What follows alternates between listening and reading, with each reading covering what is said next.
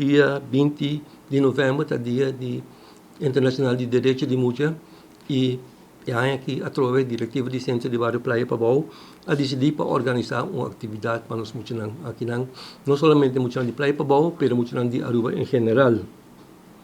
A atividade toma lugar de aluno dia 20 de novembro, começa às 3 horas e termina às 8 horas. Basta variar, também tem Gina Jump, Water Slide, de maneira que chamamos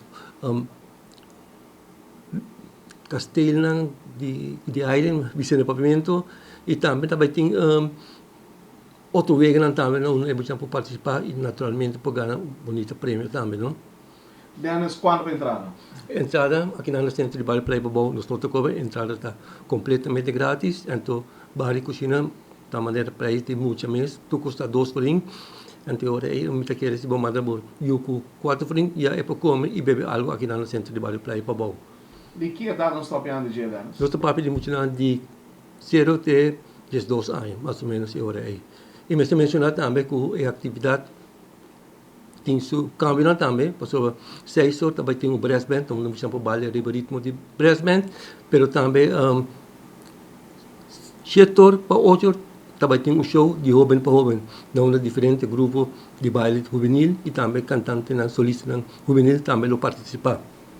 Também se menciona que também muitos alunos de Bom Mini Colégio através projeto de Casa de Nações. Também tem uma exposição aqui no Centro de Bairro Playa Pabau e durante a tarde aqui também, muitos não por bota, gente grande não mais de bota, muitos homens e muitos mais por bota para a obra de casa, o sonho de casa mais bonita que tem também. Mas é algo que nós temos para nós muitos não.